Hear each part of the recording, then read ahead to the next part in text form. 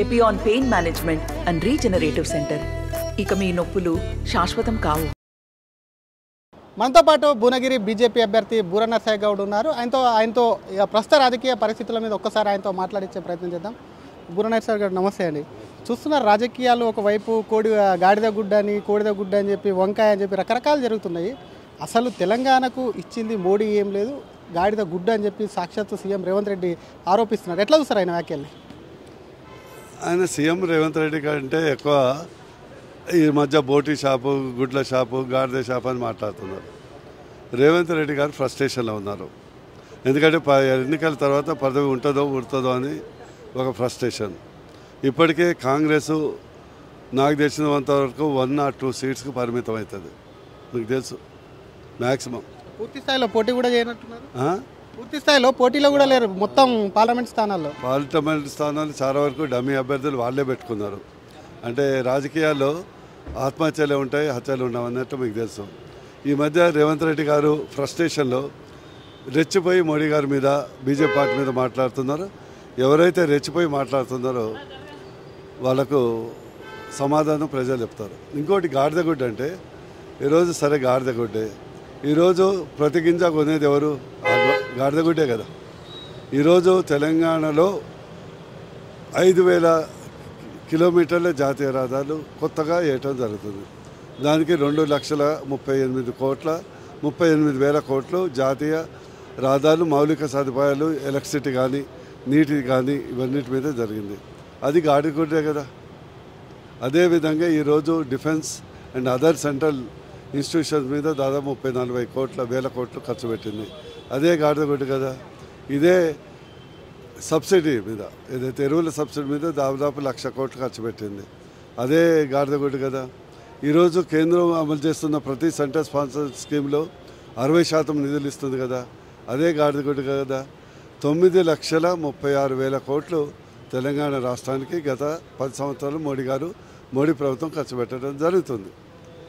అందుకొరకు ఇవన్నీ ఏదో పదజాలం, చీప్ పదజాలం వాడి ప్రజల్ని, మీడియాని అటెన్షన్ చేయటం తప్పితే ఖచ్చితంగా రేవంత్ రెడ్డి గారు పార్టీ డిస్మల్ అంటే ఎన్నికలు వచ్చే వరకు కాంగ్రెస్ పార్టీ 1-2 సీట్లకే పరిమితం అని మొదలు రిఫరెండం అన్నాడు కదా. అది రేవంత్ రెడ్డి గారి పరిపాలన రిఫరెండం అవుతుందని భయంతోనే వారు కూసే కారుకూతలు తప్పితే ఏం లేదు. డీఫేక్ వీడియోకి సంబంధించి మీ సాక్షాత్తు హోమ్ మినిస్టర్కి సంబంధించినటువంటి డీఫేక్ వీడియో ఏదైతుందో అది రాజకీయ ప్రకంపనలు సృష్టించింది. దాని మీద ముఖ్యమంత్రికి నోటీసులు ఢిల్లీ పోలీసులు ఇవ్వడం పట్ల రాజకీయంగా రేవంత్ రెడ్డిని సీఎం పదవి నుంచి అరెస్టు చేసేందుకే, దెబ్బ తీసేందుకే అని చెప్పి కాంగ్రెస్ శ్రేణులు అంటున్నారు. ఎట్లా చూసారు ఆ అంశాన్ని? అసలు చూడు, రేవంత్ రెడ్డిని డీఫేమ్ చేసి పదవి నుంచి దింపాల్సిన అవసరం బీజేపీ పార్టీకి లేదు. వాళ్ళకు కుర్చీ కాళ్ళను కోయటానికి చాలామంది రెడీగా ఉన్నారు. ఓన్లీ పార్లమెంట్ ఎన్నికలకు వెయిట్ చేస్తున్నారు.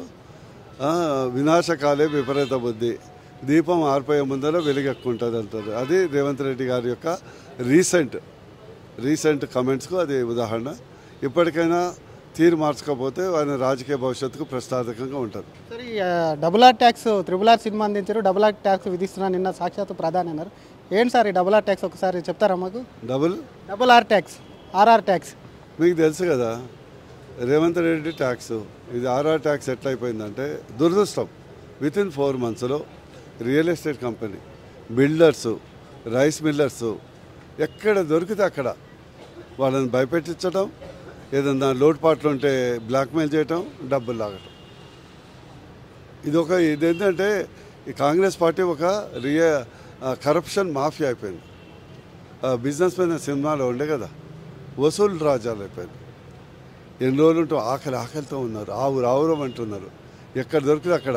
మన నల్గొండ జిల్లా ఉంది కదా, ఉమ్మడి జిల్లాలో రైస్ మిల్లర్ల మీద పడ్డారు. CMR రైస్ అవతకాలు పెట్టి 1 కోటి, 2 కోట్లు, 5 కోట్లు, 10 కోట్లు కేసులు పెడతామని.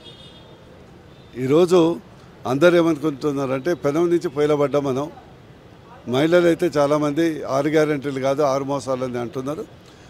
కరెక్ట్గా పార్లమెంటు సీట్లలో అత్యధికంగా బీజేపీ గెలిపించి కాంగ్రెస్కు బుద్ధి చెప్పనున్నారు. ఒకటే కాదు, నిన్న కేసీఆర్ కూడా మాట్లాడుతూ మాజీ ముఖ్యమంత్రి ఒకవేళ బీజేపీ అధికారంలోకి వచ్చినా సరే గోదావరి నీళ్ళు ఏవైతే ఉన్నాయో వాటిని తమిళనాడుకు తరలించేందుకు కుట్ర పన్నుతుంది అని చెప్పి కూడా నిన్న ఒక సభలో మాట్లాడారు. ఆకులకు కాలినాక చేతులు పడ్డట్టు ఈయన 10 సంవత్సరాలు గౌరవ ముఖ్యమంత్రి కేసీఆర్ గారు మాజీ ముఖ్యమంత్రి ఉన్నారు. ఏదైతే గోదావరి, నాగార్జున సాగర్ మరియు కావేరీ లింక్ అనేది ఎప్పటి నుంచో నడుస్తుంది.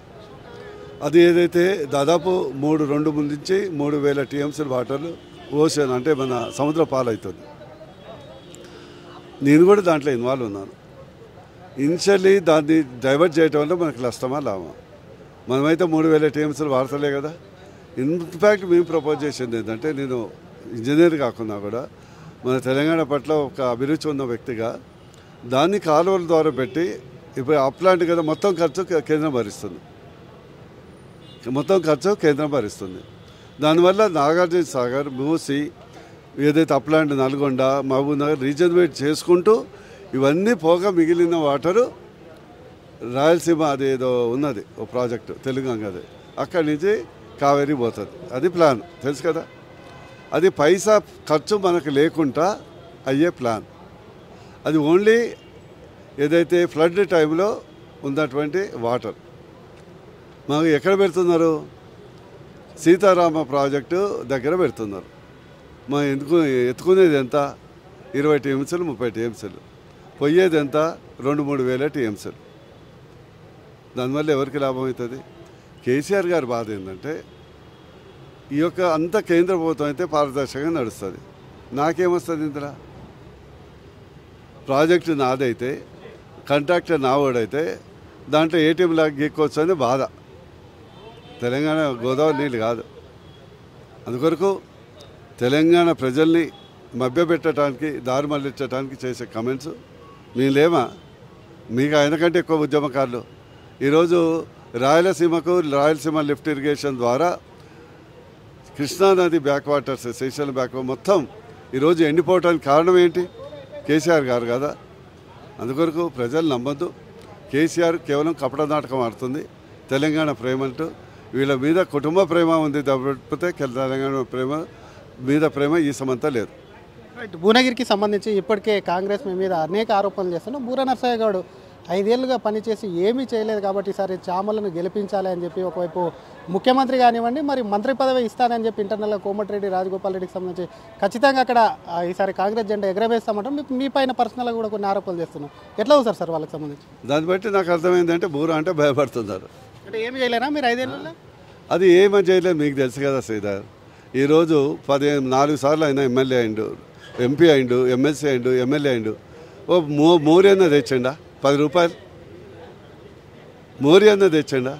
కానీ బూర నర్సయ్య గౌడ్ 9,000 కోట్ల నిధులు, ఎయిమ్స్, కేంద్రీయ విద్యాలయ, పాస్పోర్ట్ కేంద్ర, అలాగనే మెమెంటియస్, 524 కిలోమీటర్ జాతీయ రహదారులు, 100 పడకల మాతా శిశు హాస్పిటల్, ఈరోజు చర్యాల్లో పాలిటెక్నిక్ కాలేజు, ఇంకా దండుమల్కాలపూర్లో green industrial park, Foxconn company, ఇట్లా చాలా చేసినా కదా.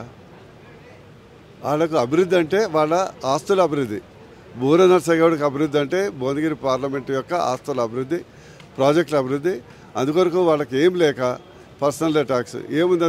పర్సనల్ ట్యాక్స్ ఆయన బూరు బీక్తా పీక్కో అంతే కదా. ఏం చేయటది?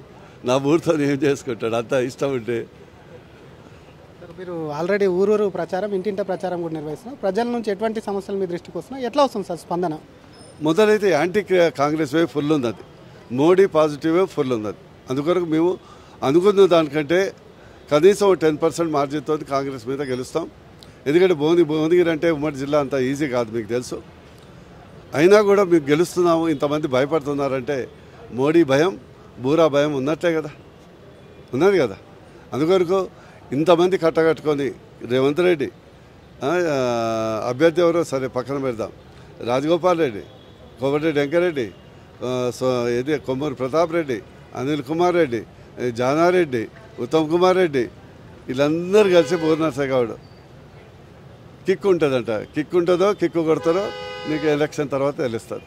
మోడీ సభ ఏమైనా పెట్టుకునే అవకాశం ఉంది? ఎందుకంటే మోడీ టూర్కు షెడ్యూల్కు సంబంధించి పెద్ద ఎత్తున తెలంగాణలో పర్యటన కూడా ఖరారైంది. ఆలోచన ఉంది.